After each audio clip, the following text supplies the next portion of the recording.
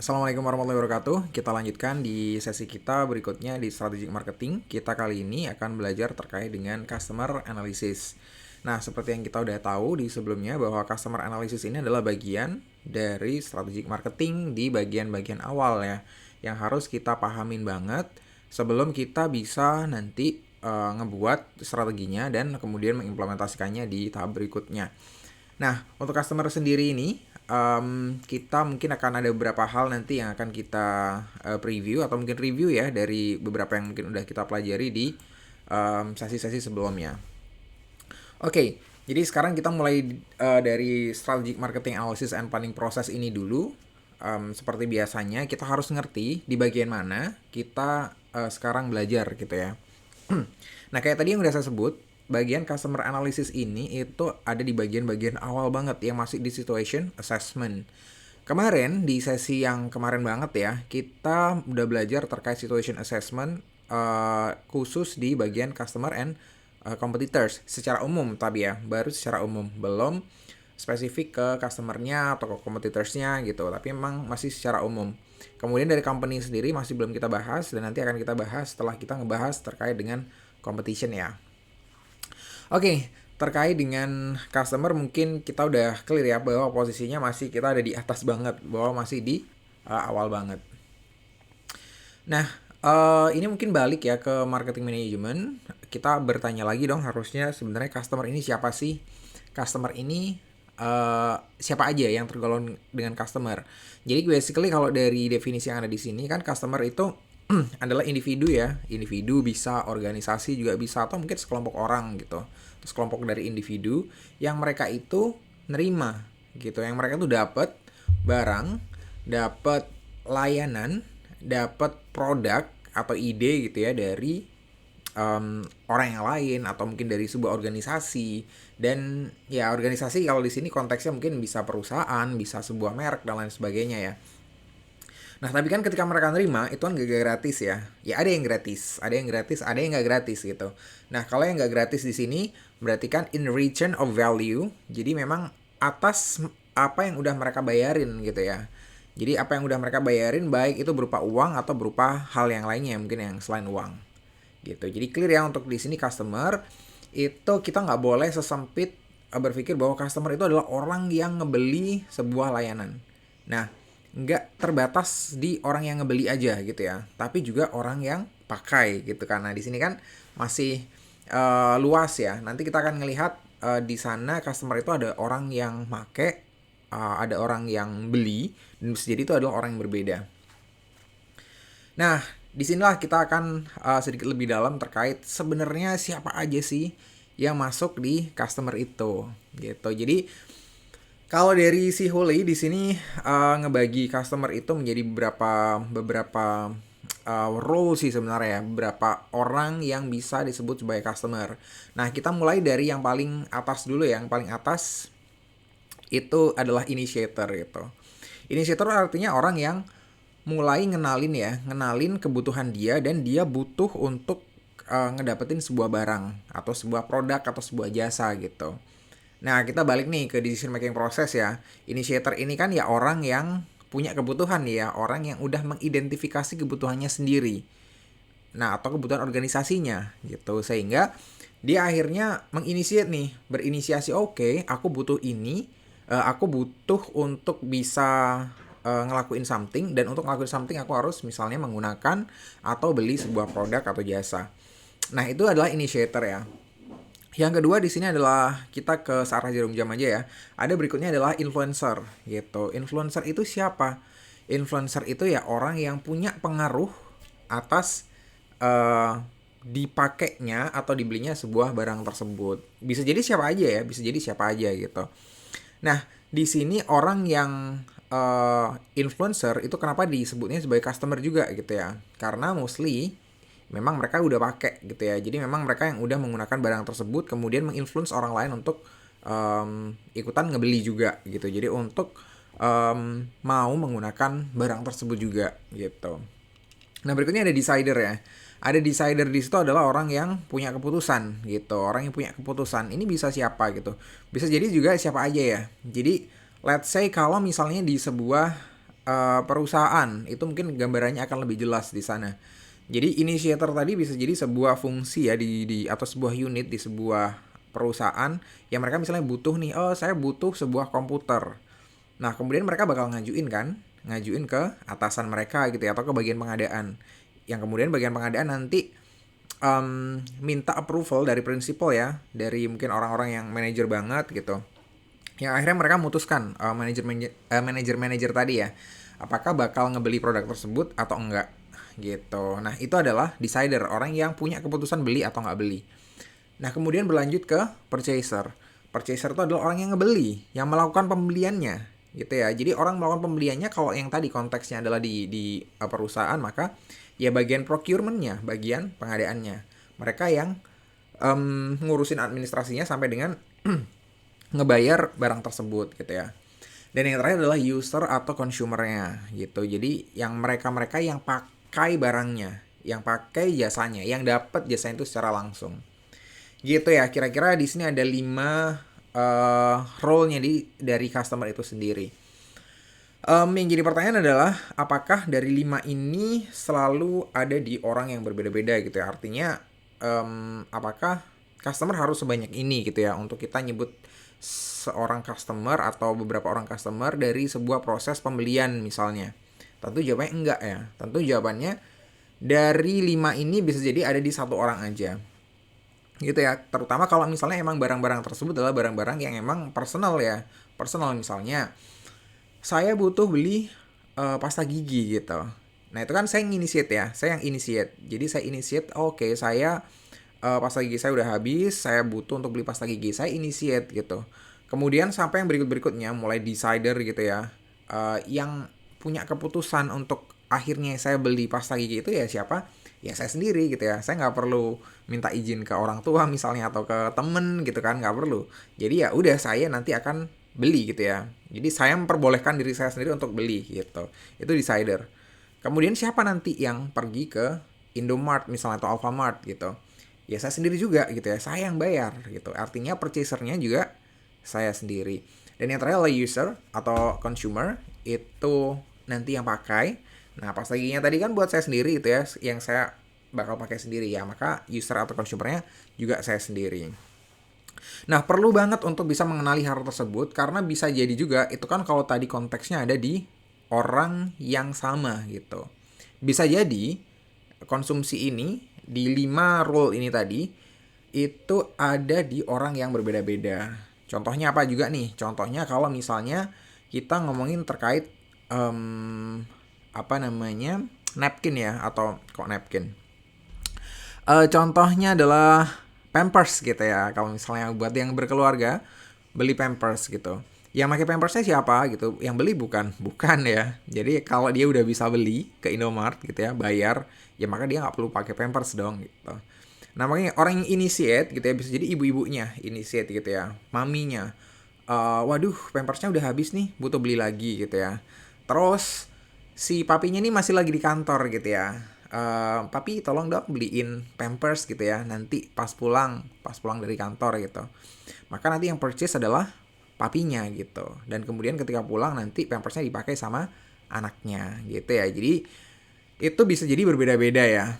Nah, kenapa kita harus ngenali hal tersebut, role tersebut di orang yang berbeda-beda itu jadi penting? Karena pengambilan keputusan itu ada di orang-orang yang nggak selalu dia itu adalah user atau consumer gitu. Jadi sama.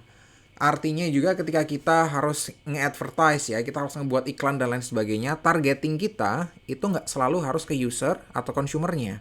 Bisa jadi ke orang yang purchase, bisa jadi ke orang yang initiate, bisa jadi ke orang yang decide atau ke orang yang influence. Nah, maka itu jadi penting. A message yang kita sampaikan itu kepada siapa? Contoh tadi kalau misalnya iklannya adalah iklan Pampers gitu ya. Masa iya kita mau buat iklan, kontennya itu untuk anak-anak, kayak iklannya permen misalnya. Permen kan iklannya buat anak-anak banget ya. Jadi akan berbeda iklannya ketika Pampers gitu. Isu yang akan diangkat juga berbeda gitu ya. Kalau permen mungkin tadi ya, mungkin warnanya menarik, kemasannya menarik, rasanya macam-macam, rasanya enak gitu. Itu yang mungkin bisa kita project ke calon konsumen gitu. Sedangkan kalau untuk Pampers tadi, hal yang lebih penting gitu ya buat orang tua, misalnya kenyamanan gitu ya, kenyamanan untuk bayi, anti alergi lah misalnya, nyerap banyak dan lain sebagainya ya. Nah itu adalah value-value yang mungkin lebih lebih ditangkap oleh eh, pembelinya ya, oleh pembelinya, which is itu adalah orang tua mostly gitu kan. Nah itu tadi ya, itu yang harus harus penting banget, 5 role ini untuk kita pahamin dengan baik.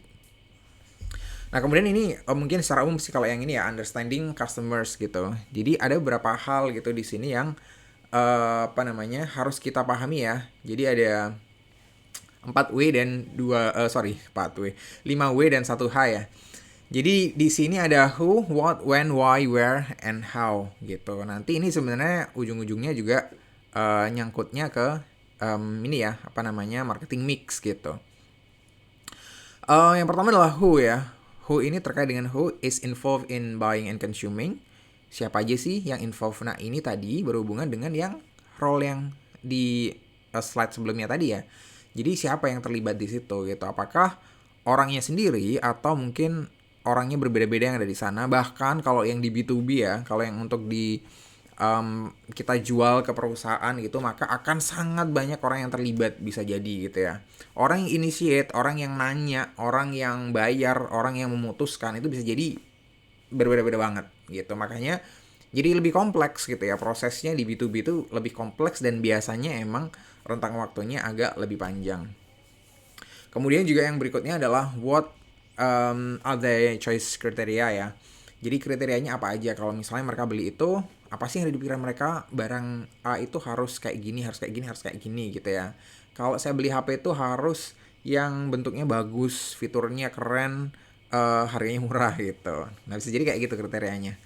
Kemudian kapan juga ya, kapan mereka akan beli atau menggunakan produk tersebut. Nah ini juga penting ya. Jadi kita bisa ngerti kan demand-nya nanti akan ada di mana gitu. Baik secara mungkin musiman atau tahunan atau mungkin bahkan bulanan ya. Atau mungkin mingguan gitu. Dan bisa jadi juga harian. Di saat-saat kayak gimana mereka bakal beli barang kita, di saat kayak gimana juga mereka nggak beli barang kita. Nah ini akan lebih penting kalau misalnya ada di negara yang mungkin 4 musim gitu ya. Mereka kan punya banyak musim dan musim itu kan berbeda-beda ya karakteristiknya. Jadi mereka harus nyiapin itu banget. Kemudian underlying question ya, why do they buy or use the product gitu. Jadi penting banget buat kita untuk ngerti bahwa apa yang ada di pikiran mereka gitu ya. Mereka kenapa akhirnya ngebeli produk gitu, ngebutuhin sebuah produk. Kemudian where do they buy? Ya pretty much ya mereka belinya biasanya di mana gitu. Nah di mana ini bisa tempat, bisa platform ya. Bisa platform artinya mereka beli online atau offline. Mereka beli langsung ke toko atau ke mall, atau melalui marketplace atau melalui sosial media bahkan gitu ya. Nah itu kita harus ngerti. Kemudian how do they use the product? Ini jadi penting juga karena produk yang kita jual belum tentu dipakai seperti apa yang kita tawarin gitu ya. Atau mungkin kita salah nawarin gitu. Kita sebenarnya bisa nge-extend penawaran kita untuk penggunaan-penggunaan yang lain ya. Penggunaan-penggunaan yang lain untuk ya hal-hal tertentu gitu misalnya. Jadi mungkin let's say barang yang kita jual tapi mungkin contohnya adalah barang yang kita jual tapi mungkin dimanfaatkan berbeda oleh orang-orang adalah contohnya lem Aibon misalnya, enggak ya. Jadi cuman contoh ngasal aja. Cuman itu adalah salah satu contoh bahwa ya contoh konteks lem aja ya, lem yang kita jual itu bisa jadi penggunaannya juga macam-macam gitu kan. Orang menggunakan produk kita bisa jadi mereka punya kreativitas sendiri gitu ya. Dan bisa jadi itu mungkin yang lebih matters gitu, lebih ke project ke consumer yang lain melalui word of mouth. Gitu kira-kira ya. Nah, yang jadi pertanyaan adalah sekarang gimana caranya kita untuk bisa ngerti hal-hal tadi itu gitu ya. Jadi gimana caranya untuk bisa ngerti 5W dan 1H ini? Dari mana sih, siapa yang bakal ngasih tahu kita tentang 5W dan 1H ini? Mereka bakal pakai barangnya kayak gimana? Mereka bakal beli produk itu kapan? Mereka suka produk yang kayak gimana dan lain sebagainya. Dari siapa kita bakal ngerti itu? Jawabannya adalah dari konsumen itu sendiri gitu. Makanya buat kita penting untuk bisa ngerti dan bisa ngelakuin yang namanya marketing research gitu ya. Jadi concern yang ada di konsumen tadi hal-hal yang perlu kita tahu dari konsumen tadi itu bisa kita gali melalui marketing research gitu. Nah, marketing research sendiri itu apa sih sebenarnya? Basically di sini ya marketing research itu ya terkait dengan di sini pengembangan kemudian evolusi dari sebuah produk atau service gitu. Jadi kalau marketing research di sini kalau misalnya menurut Qualtrics ya di sini ya. Qualtrics itu adalah salah satu tools buat survei yang juga cukup ternama ya. Jadi Qualtrics namanya. Nah, dari Qualtrics di sini lebih nge-highlight bahwa marketing research itu lebih ke produk atau service gitu. Jadi ketika ngembangin sebuah produk atau sebuah service, bahkan kalau misalnya istilahnya di sekarang ya di startup rata-rata itu adalah product research bahkan. Jadi lebih ke produknya ya. Produk itu kan ada dua, barang ada jasa. Jadi lebih ke situnya. Itu adalah marketing research gitu. Nah, mungkin dari kalian ada yang bertanya juga gitu kan. Kan ada market research juga Pak. Bedanya apa dong market research sama marketing research? Nah, ini juga masih menurut Qualtrics ya. Jadi menurut Qualtrics itu sebenarnya memang ada beberapa perbedaan secara karakteristik. Cuman di sini kita nggak akan ngebahas karakteristiknya. Kita bisa ngelihat tadi dari marketing research ya, dari definisinya yang Qualtrics berikan. Itu memang dia lebih ke konsep ya, ada product testing, makanya lebih ke produk-produknya gitu. Kalaupun ada di sini ada brand awareness, brand perception gitu ya. Paling luas akan ada di brandnya gitu. Ada produk, ada brand gitu kalau di marketing. Nah, cuman kalau di market research ini lebih ke marketnya, lebih ke industrinya gitu ya. Jadi kayak gimana sih sebenarnya kita ngerti bahwa apakah bisnis kita ini bakal long term, bakal sustain ke depan dan segala macam. Nah, kita kan perlu ngerti marketnya kayak gimana gitu ya. Jadi market ini kan banyak. Kayak kemarin yang di di external factors ya, kalau kita pelajari di sesi sebelumnya, kita harus ngerti yang di sana gitu. Kita di sana ada politik gitu ya, ada teknologi, kemudian ada environment dan lain sebagainya. Ada hal-hal tersebut yang harus kita consider gitu. Jadi kita ngerti seberapa gede marketnya nanti atau marketnya saat ini, trennya kayak gimana gitu, sehingga kita bisa nge-segmen marketnya kita gitu ya. Jadi perbedaannya adalah di scope sebenarnya. Kalau di market research ini di marketnya yang gede, di pasarnya ya dan industrinya. Sedangkan kalau yang di marketing research ini lebih ke produk atau servicesnya. Nah, cuman untuk keperluan kita hari ini, untuk kita belajar research gitu ya, maka dua hal ini akan agak ngeblur ya, akan kayak jadi satu gitu. Nah, ini adalah marketing research. Kayak gimana sih sebenarnya marketing research, apa aja yang dilakuin gitu ya.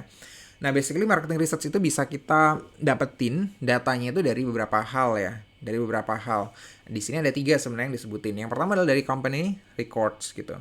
Dari company records artinya ada dokumen-dokumen ya, atau ada data-data yang sudah dipunyain oleh perusahaan itu sendiri gitu. Itu jadi dari company records gitu. Nah, company records di sini kalau misalnya diturunkan ya, di datanya itu ada apa aja sih? Ada data penjualan misalnya. Ada data accounts ya. Accounts itu adalah klien kita gitu kan. Klien kita masing-masing penjualannya berapa dan segala macam gitu. Mungkin ada juga yang sekarang lagi populer gitu ya. Ada big data yang kita punya gitu ya. Big data yang kita punya ya, bukan yang kita misalnya akses di tempat lain atau beli di tempat lain gitu kan. Tapi adalah big data yang kita punya. Kalau emang transaksinya kita itu gede banget, atau data yang kita kumpulkan, data non transaksionalnya, kayak misalnya data interaksinya itu juga gede banget. Nah, kalau startup besar biasanya akan punya itu. Jadi bisa jadi yang namanya research itu nggak perlu keluar jauh-jauh gitu, nggak perlu kita ngelakuin sendiri, kita buat kuesioner segala macam, nggak harus ke sana gitu ya. Kalau kita udah punya company records yang bisa diandalin tadi gitu. Nah, cuman kalau kita misalnya belum bisa nih kita ngambil insight-nya dari company records, maka kita bisa ngebuat yang namanya tailor-made research gitu ya. Ini cuma istilah ya. Jadi artinya sebenarnya ini adalah research yang kita siapkan secara tersendiri, secara eksklusif ya, spesifik untuk ngejawab sebuah pertanyaan gitu kan, yang kita nggak bisa cari itu insight-nya dari company records gitu. Nah, di tailor-made research ini dan sebagaimana research yang lain sebenarnya, baik yang akademik ya, kalau yang ini kan nggak terlalu akademik sebenarnya, ini perspektifnya bukan perspektif akademik, perspektifnya adalah perspektif bisnis gitu. Tapi tetap sama, di sini dikenal dua pendekatan ya. Untuk research-nya ada quantitative research dan ada qualitative research. Kuantitatif ini yang gimana? Yang angka gitu ya. Pokoknya yang di situ bisa dikuantifikasi. Jadi ada angka yang bisa dihitung. Itu adalah quantitative research. Nah, di quantitative research itu ada beberapa nih yang bisa kita lakukan. Ada experiments gitu ya. Eksperimen itu kayak gimana? Saya kira kalian cukup familiar ya dengan istilah eksperimen gitu. Social eksperimen dan lain sebagainya gitu ya. Eksperimen itu artinya kita emang nyari sebuah data dari environment yang udah kita set gitu ya. Dari udah environment kita udah set, kita jadi bisa ngelihat perbedaan antara yang mana yang kita beri perlakuan khusus dan mana yang enggak gitu. Jadi kita bisa ngerti impact dari perlakuan khusus tersebut gitu ya. Nah, nanti mungkin akan kita lebih dalam di mata kuliah yang khusus di market research ya, atau metodologi penelitian gitu. Itu adalah eksperimen gitu. Jadi eksperimen itu ada di field ya, yang kita lakukan secara langsung atau di laboratorium gitu ya, yang lebih tertutup berarti kan dari environment-nya. Jadi emang benar-benar kayak kita ngeset environment yang khusus gitu. Nah, kemudian berikutnya ada observation gitu, ada observasi. Jadi kita ngelihat, kita ngamatin gitu ya dari sebuah fenomena gitu. Dan yang berikutnya ada survey gitu kan. Nah, survey ini yang paling banyak sekali dipakai ya dalam hal research gitu. Survey ini ada yang macam-macam ya, telepon, postal, internet. Nah, ini kan zaman ini bukunya sebenarnya buku baru gitu ya, cuman sama Huli ini kayaknya kurang, ya masih dianggap itu masih relevan mungkin ya sama Huli ya. Cuman kayaknya nggak terlalu relevan kalau buat kita untuk masyarakat di Indonesia gitu kan. Kayak misalnya telepon, postal itu kan nggak gitu, survei itu nggak gitu sering gitu ya. Kita yang sering kalau misalnya kuantitatif ya melalui survei yang ada di internet ya. Baik itu berupa form misalnya, paling umum itu adalah survei yang berupa form. Entah itu dari Google Form, SurveyMonkey, bahkan Qualtrics tadi juga dipakainya buat kayak gituan. Oke, itu terkait dengan preview dari kuantitatif, dan berikutnya ada kualitatif research ya. Di situ ada focus group ya, FGD atau depth interviews. Jadi ada focus group itu lebih ke sebenarnya kita sama nanyain ke beberapa orang, tapi di saat yang sama karena itu berupa grup ya, kayak kita ngomong di grup gitu, maka tiap orang itu juga bisa menyampaikan pendapatnya masing-masing, dan mereka bisa punya pengaruh ke orang yang lain gitu ya. Jadi artinya kayak gini, misalnya si A bilang bahwa saya suka produk ini karena produk ini tuh menawarkan hal yang mungkin emang saya cari banget, yaitu adalah desain yang cantik gitu ya. Nah, orang yang B padahal nggak mikir bahwa di situ desainnya emang oke gitu ya. Tapi setelah si A bilang desainnya oke, desainnya cantik, si B itu jadi mikir, oh iya desainnya emang oke kan ya, walaupun harganya murah. Saya milih itu harganya murah sih, karena harganya murah, tapi emang bener juga kalau desainnya emang bagus gitu. Nah, itu akan terjadi kalau misalnya di focus group ya. Jadi kalau di focus group itu bakal terjadi gitu, seperti itu. Beda kalau misalnya depth interviews. Depth interviews itu artinya kayak interviewer interviewee gitu ya. Jadi cuman one on one gitu. Jadi saya nanya, bisa jadi ya yang kita tanyakan ya emang eksklusif, spesifik, yang berhubungan dengan dia saja gitu ya. Dia nggak bakal pengaruh oleh pemikiran orang lain, karena memang pas waktu itu nggak ada orang lain yang diajak ngobrol gitu. Jadi emang cuman dua arah doang. Nah, kemudian yang terakhir di sini ada off the pack research ya. Off the pack ini artinya research yang sebenarnya sudah ada gitu ya. Jadi tinggal dipakai doang gitu. Jadi biasanya adalah desk research ya. Desk research ini yang research yang ya biasa kita biasa kita lakuin dari meja ya, makanya namanya desk research. Dari kantor doang sebenarnya bisa dari data-data yang mungkin udah tersedia di internet gitu misalnya. Kemudian ada juga yang shared and syndicated gitu ya. Jadi ya data-data yang sebenarnya udah jadi, yang udah di-share gitu ya. Banyak gitu ya. Jadi emang data-data yang udah tersedia gratis yang bisa kita pakai gitu. Oke, nah ini kedobelan kayaknya slide-nya marketing research. Jadi kita lewat di sini. Nah, ada qualitative research ya. Qualitative research tadi itu, kita sebenarnya di sini nge-highlight perbedaan kualitatif dan kuantitatifnya ya. Jadi kalau kualitatif di sini itu lebih ke contohnya adalah kalau kita misalnya pengen ngerti dari customer itu terkait dengan sebuah problem gitu ya, dengan sebuah masalah gitu. Jadi ini karena kita harus mendalam tanya customer tersebut gitu ya. Jadi ada masalah misalnya produk kita itu digunakan mostly tidak sebagaimana mestinya ya, tidak sebagaimana yang udah kita pikirkan. Value propositionnya misalnya digunakan untuk A, tapi ternyata orang-orang beli itu untuk B gitu. Jadi penggunanya beda aja gitu. Nah itu kita nganggap itu sebagai sebuah problem, dan kita bisa nanyain konsumen gitu kan. Konsumen itu kenapa punya pemikiran kayak gitu dan lain sebagainya. Kemudian kita juga bisa nanya ke konsumen tadi kayak terkait dengan deskripsi dari beberapa hal mungkin yang kita pengen tahu dari mereka ya, dari perspektifnya mereka. Kemudian getting reactions to new ideas. Contohnya kalau misalnya kita yang mau nge-launch sebuah produk atau layanan baru atau fitur baru, kita nanya ke mereka, kalau misalnya ada fitur kayak gini, kamu tertarik nggak sih gitu. Nah dari mereka kan concernnya bisa macam-macam, yang jawaban mereka kan nggak cuma tertarik nggak tertarik, tapi dalam kan kita harus nanya kalau tertarik itu kenapa, nggak tertarik kenapa gitu. Oh mungkin mereka emang ngerasa butuh ini, fitur ini udah dari lama dan segala macam gitu kan. Nah berikutnya understanding the findings of large scale projects. Jadi kalau misalnya ada project yang large scale ya, yang besar gitu, jadi kita pengen ngerti apa namanya, temuan-temuan dari sana gitu ya. Nah maka kita bisa cross check itu ke konsumen juga gitu. Jadi kita bisa melakukan cross check dengan cara kualitatif tadi. Kemudian helping structure later research ya. Nah ini yang kita sebut dengan exploratory research. Jadi biasanya research yang kita buat surveinya itu kita dahuluin dengan research yang kualitatif gitu. Jadi sebelum kita ngebuat poin-poin yang ada di research kita yang survei tadi ya, kan banyak tuh poin-poin yang kita tanyain ke konsumen. Cuman kita kan kadang nggak ngerti gimana cara ngestruktur, gimana cara ngebuat pertanyaan-pertanyaan tadi jadi pas gitu. Jadi pas sesuai apa yang kira-kira ada di benak most consumers gitu. Nah caranya kayak gimana ya? Caranya tanya dulu ke beberapa orang gitu kan. Ke beberapa orang tanya dulu. Oh oke, yang jadi concern itu adalah hal A, B, C, D gitu. Jadi kita bisa nampilin A, B, C, D tadi itu nanti ke dalam survei kita. Kemudian yang di sini tadi ya, generating new ideas ya. Ya kita nyari info dari mereka gitu kan. Nyari info apa yang jadi keinginan konsumen misalnya dan lain sebagainya gitu kan. Nah maka nanti akan ada ide baru, bisa jadi akan ada ide baru yang muncul dari sana. Nah berikutnya ini yang kuantitatif, itu ada di survei ya. Jadi kalau yang survei itu lebih kayak gimana? Ya lebih ke provide quantitative data, artinya memang data yang bisa kita hitung ya, bisa kita analisis dengan tools yang di situ ada tools statistik misalnya, tools hitung-hitungan ya, itu.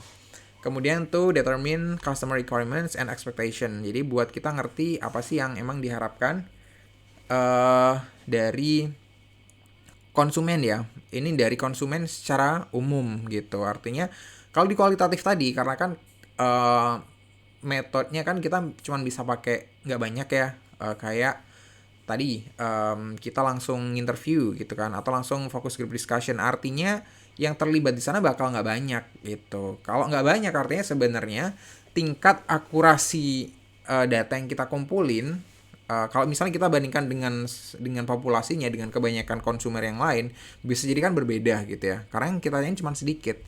Nah kalau di survei, karena kita bisa nanya lebih banyak orang, maka akan lebih valid gitu kan temuannya gitu. Jadi apa yang jadi persyaratan kalau misalnya apa yang jadi kayak tadi fitur, pengembangan fitur gitu ya, apakah fitur ini perlu atau enggak, mereka bakal suka atau enggak. Kalau misalnya itu udah kita lakukan melalui survei dan orang mostly bilang itu perlu, itu bagus, ya itu akan lebih valid ya daripada tadi cuma ngedengerin beberapa orang aja. Kemudian to provide data for segmentation of markets, ini clear ya. Jadi segmentasi ini ya kayak misalnya segmentasi berdasarkan apa gitu kan, macam-macam kita bisa nanya melalui survei itu kan, yang dari aspek demografisnya atau aspek behavioralnya gitu kita bisa nanyain melalui survei. Kemudian to determine customer opinions and perception, jadi ini lebih ke penilaian dari customer itu kayak gimana gitu ya. Makanya yang kita pakai sebenarnya salah satu data yang sifatnya agak kuantitatif itu adalah rating ya, rating gitu. Jadi kan di sana ada angkanya berapa gitu. Nah itu kita ngerti bahwa apa sih opini secara umum ya dari sebuah produk gitu. Apakah bagus ataukah enggak gitu. Kemudian to determine customer behavior ya. Nah ini nggak terlalu berbeda tadi dengan yang ada segmentation tadi. Behaviornya kita bisa ngerti gitu. Jadi behaviornya kayak gimana. Kalau misalnya dalam kasus tertentu misalnya kita pengen ngerti dari insight dari customer, itu customer bakal melakukan apa. Nah itu akan lebih lebih valid kalau misalnya kita lakukan itu dengan survei. Nah kemudian yang terakhir adalah Eksperimen ya. Nah, bedanya apa sih sebenarnya eksperimen dengan survei di sini? Kalau survei ini hanya sebenarnya kita ngumpulin data yang sifatnya tadi ya, bedanya adalah di sini lebih sampelnya lebih banyak, lebih besar gitu. Kemudian untuk datanya juga akan lebih bisa kita generalisasi ya dibandingkan dengan datanya dari yang kualitatif tadi gitu. Cuman kalau survei ini akan ada keterbatasan bahwa nanti data yang kita dapatkan ya hanya ini ya, hanya keterhubungan saja, keterkaitan antara satu variabel dengan variabel lain. Saya nggak pengen terlalu dalam di situ ya, karena itu nanti akan dibahas tersendiri di metodologi penelitian atau di market research kalau misalnya ada nanti someday mata kuliahnya. Cuman di sini yang saya pengen ngasih gambaran adalah survei itu cuman ngasih data yang kita nggak bisa ngeklaim ininya ya, sebab akibatnya gitu. Let's say kayak gini, contohnya kalau tadi saya misalnya sempat sebut bahwa di apa namanya, um, di masa-masa tertentu, di waktu-waktu tertentu bisa jadi demand itu turun gitu ya, demand itu naik, demand itu turun. Nah, kalau dari survei ini mungkin kita bisa dapat data itu ya, bisa dapat data bahwa di musim hujan pada waktu konsumen mengisi data gitu ya, kalau misalnya di musim hujan mereka mungkin bakal bakal uh, beli barang-barang yang lebih apa namanya, lebih eh, yaitu mencegah mereka misalnya dari sakit gitu ya, lebih spendingnya lebih ke sana dan lain sebagainya. Cuman kita nggak bisa memastikan bahwa itu memang disebabkan karena hujannya tadi gitu ya, karena hujan orang akhirnya beli obat-obatan dan lain sebagainya tadi misalnya contohnya, atau mungkin multivitamin dan sebagainya. Nah, sedangkan kalau misalnya kita pengen ngerti itu, kita harus melakukan eksperimen namanya. Jadi kalau eksperimen itu kita emang untuk bisa ngerti adanya ini ya, sebab akibat ya, ada hubungan sebab akibat antara satu variabel dengan variabel lain. Apakah variabel A itu menentukan variabel B gitu ya? Apakah variabel A menyebabkan variabel B? Kalau misalnya di sana terjadi hujan, orang maka akan beli multivitamin gitu. Nah, itu pernyataan yang hanya bisa didapatkan dari eksperimen ini. Nah, ini makanya to establish the strength of relationship, estimate market potential, ini saya kira masih umum ya kalau market potential, to test elements of the strategy, ini juga general sih sebenarnya. Cuman emang goalnya adalah yang di sini, yang di atas tadi ya. Kita pengen ngerti sebenarnya sebab akibatnya gitu. Kemudian to test customer reaction to alternative strategies gitu. Jadi ada alternatif gitu. Kalau misalnya tadi kayak misalnya saya bilang ya, dengan kondisi sekarang itu orang itu mungkin cenderung kayak gini deh. Misalnya contohnya biar gampang di startup gitu ya, di sebuah aplikasi gitu. Nah, kita misalnya ngerti nih, ada kondisi bahwa orang itu sekarang banyak yang udah mau check out, tapi mereka batalin check outnya mereka ketika di menu pembayaran gitu misalnya ya. Nah, kita kan jadi berpikir apakah metode pembayaran yang ada saat ini itu nggak nyaman buat konsumen gitu. Nah, maka kita perlu ngadain tes. Tes yang paling valid untuk dilakukan untuk konteks yang barusan itu adalah tes A/B testing namanya ya. Jadi kita sediain aja sebenarnya fitur yang lain gitu ya, dan kita coba ke beberapa konsumen yang kita pilih gitu ya untuk pakai fitur yang baru ini. Apakah itu bakal meningkatkan tadi ya, meningkatkan konversinya menuju pembayaran atau enggak gitu. Jadi kita bakal ngerti dari situ gitu. Oh, ternyata iya, ternyata dengan fitur yang baru, dengan misalnya tampilan yang baru, orang itu bakal tingkat konversinya lebih tinggi untuk bisa ngebeli sebuah produk gitu ya, dibandingkan dengan yang sebelumnya. Pas mau check out batal, pas mau check out mau bayar batal gitu. Nah, akhirnya itu bisa kita implementasiin nanti ke depannya gitu kan. Karena kita udah ngerti, oke, penyebabnya adalah desain layoutnya dari menu pembayaran tadi yang nggak oke. Nah, itu ya kira-kira. Dan di sini ada research process. Research process itu ya proses dari awal ya. Ada namanya problem definition. Jadi kita tentuin problemnya dengan benar dulu gitu ya. Jadi jangan salah kita menentukan problemnya. Kalau problemnya udah salah didefinisikan, salah nentuin problemnya, maka ke belakang juga pasti bakal salah gitu. Makanya jadi problem definition sama kayak research yang lain, problem definition ini jadi hal yang paling core bahkan ya. Paling core sebelum ke belakang. Kalau problem definition udah salah, salah gitu. Kemudian yang kedua di sini kalau menurut si Mooradian sih ya, di situ tuh ada exploratory research ya. Jadi ini yang tadi saya sebutin pas di qualitative research gitu. Jadi sebelum kita nyiapin quantitative research-nya gitu ya untuk di bisnis ini, di bisnis research ya, maka lebih lebih membantu banget kalau misalnya kita udah lakuin itu, kayak misalnya udah ada interviewnya sebelumnya gitu ya. Oke, kita udah ngerti nih concern-concern dari beberapa orang gitu ya. Nah, concern dari beberapa orang itu yang kita tuangkan juga nanti ke surveinya kita ya, which is di sini quantitative research gitu. Bisa jadi juga berupa eksperimen tadi ya gitu. Dan yang terakhir adalah analysis and interpretation. Jadi gimana kita akhirnya memahami insight dari hasil dari penelitian kita gitu, dari risetnya itu kayak gimana. Itu juga penting gitu kan. Jadi jangan sampai hasilnya kayak gimana kita memahami hasil tersebut salah gitu. Nah, itu yang kita lakukan dari rangkaian researchnya ya. Jadi kita harus ngerti problemnya sampai dengan kita harus bisa menginterpretasikan hasilnya tadi. Nah, pertanyaan yang terakhir ini di sini adalah, oke, kalau misalnya research tadi sudah bisa diinterpretasikan, lalu interpretasi dari research tadi siapa sih yang pakai gitu kan? Siapa yang bakal pakai? Siapa yang bakal gunakan insight tadi gitu? Jawabannya ada di slide yang ini. Jadi di sini disebutnya adalah marketing decision support system. Jadi artinya support system, research itu terjadi di sini ya, di tengah gitu. Jadi ada di tengah ini namanya research. Jadi research itu mulai tadi ya, research itu kan ada raw data gitu kan, data yang kita kumpulin misalnya dari survei atau dari eksperimen, kemudian di situ ada statistical techniques gitu ya, untuk ngebantu kita narik insight dari analisis kuantitatifnya tadi itu, dari data yang udah kita kumpulin gitu. Akhirnya juga bisa kebentuk juga market model atau kita bisa gunakan market model yang udah ada gitu ya. Jadi kita udah ngerti nih keterhubungan dan keterkaitan sampai dengan sebab akibatnya. Misalnya tadi ya kalau kita lakukan eksperimen, ada variabel A ini menyebabkan variabel B, variabel C gitu misalnya. Nah, kita udah ngerti kayak gitunya. Jadi kayak kita udah punya mind map gitu bahwa untuk bisa ngedevelop proses bisnis yang lebih bagus, maka dengan hasil insight ini kita harus ngapain gitu ya di variabel B, di variabel A-nya misalnya. Itu adalah contohnya gitu. Nah, sedangkan nanti ketika risk ini udah selesai, maka nanti ya kita ke atas gitu ya, managerial interface gitu. Jadi akan ada manajer, orang yang punya kuasa untuk menentukan hal tersebut ya.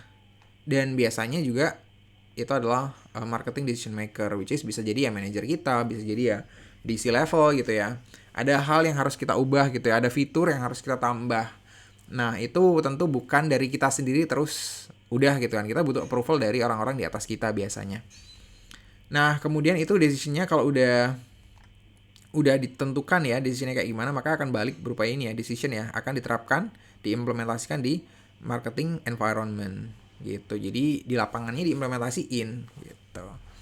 Nah, tentu dari implementasi ini kan ngasih insight lagi kan, insight balik ya sebenarnya ke marketing decision maker, which is ini sebenarnya nggak terlalu kenceng ya kalau untuk dari marketing environment balik ke marketing decision maker. Biasanya tetap lewat dari tengah sini kan. Jadi dari environment nanti kita ngerti lagi, oh ada masalah lagi nih terkait dengan yang tadi ya misalnya. Jadi ada feedback nih ke kita. Nah, feedback tadi kita proses lagi dengan research lagi, naik lagi, ada decision lagi, balik lagi ke marketing environment gitu. Jadi itu kira-kira ya muter-muternya research tadi. Ini juga berarti bahwa research itu kita lakukan kalau misalnya di bisnis itu tanpa akhir ya. Jadi kita harus wajib ngelakuin research secara terus-menerus gitu. Kalau memang di situ ada problem gitu. Ya, kalau di situ emang ada problem itu bukan pernyataan yang tepat ya. Pasti ada problem, pasti akan selalu ada problem gitu. Problem itu bisa dari mana-mana datangnya. Makanya tadi step problem definition di sini menjadi sangat krusial gitu. Itu kira-kira kalau dari pertemuan kita hari ini, saya kira cukup ya. Semoga ngebantu kita untuk bisa paham terkait dengan customer dan gimana sebenarnya narik insight dari customer itu. Tentu di sini tadi kita harus melalui yang namanya market research ya, atau marketing research lah. Ya nanti kalian bakal sambil jalan bakal lebih notice perbedaannya, walaupun di konteks kita untuk yang hari ini kita masih pakai dua hal tersebut itu secara sama ya, secara saling interchangeable gitu. Oke, itu aja dari saya. Nanti kalau misalnya ada pertanyaan bisa di drop di bagian komen atau di Discord ya. Thank you semuanya. Mohon maaf kalau misalnya ada salah-salah. Wassalamualaikum warahmatullahi wabarakatuh.